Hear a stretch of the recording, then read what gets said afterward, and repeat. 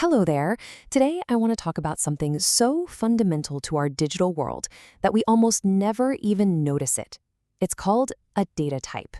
And while that might sound a little technical, the main idea behind it is something you already use every single day. Let's start with a simple question to see what I mean. Just think about it for a second. How do you do it? Do you sort your books by the author's last name? Maybe by genre? All the fiction goes here, history goes over there. Or maybe you're a designer at heart and you just organize them by the color of the spine. Whatever your method is, you have a system, right? We do this sorting to create some kind of order, to make things easier to find. It's just how we make sense of information.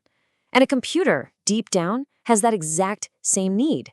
To process these huge amounts of data effectively, it needs a system.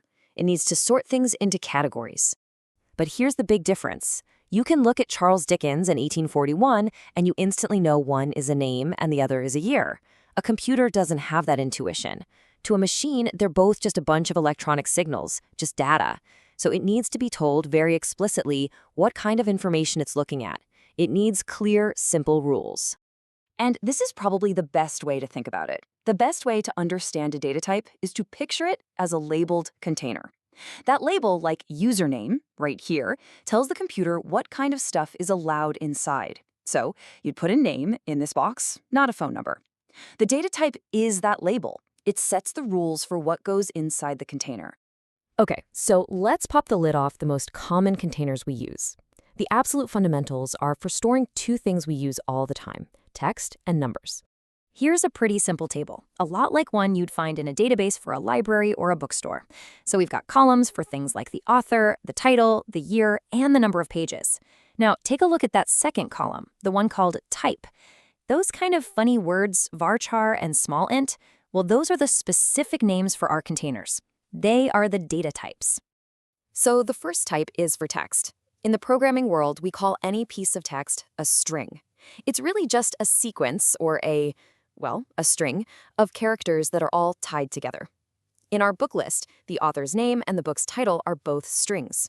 That varchar you saw a second ago, that's just a specific type of string container that can hold a variable number of characters.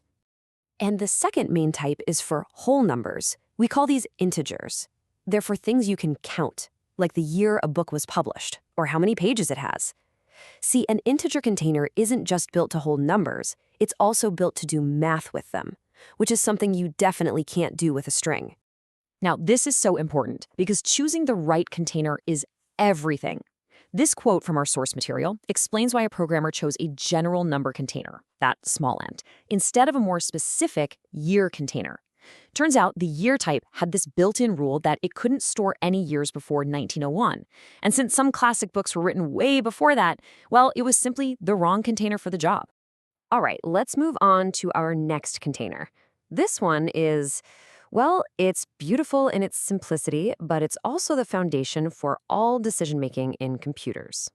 It's called a Boolean, and a Boolean container can only hold one of two possible values, true or false. That's it. There's no middle ground, no maybe. It's just a simple binary switch. This slide illustrates it perfectly. You can think of it as a coin flip, a light switch, or a simple yes or no answer. This binary logic, this idea of on or off, true or false, is how every single computer makes complex decisions. It all just breaks down to millions and millions of these simple yes or no questions. So we've talked about these containers for text, numbers, and these logical switches. Now, where do you actually see them? Well, the answer is everywhere. Let's connect this back to your daily life. The next time you fill out a form on a website, just take a closer look. Every single field there is a labeled container. That box for your name, that's a string. The field where you enter your age, that'll only accept integers. And that little checkbox to agree to the terms and conditions, yep, that's a Boolean. It can only be checked or unchecked, true or false. And that's really all there is to it. Data types are just the invisible labels on all the containers that hold our digital information. They're the simple rules that make sure a name goes where a name should go and a number goes where a number should go. It's kind of a quiet, elegant system, isn't it? Just a few types of containers, each with its own simple rules. But from these humble building blocks, these tidy little boxes for text, numbers, and logic, our entire, sprawling, interconnected digital world is built. Thanks for joining me for this one.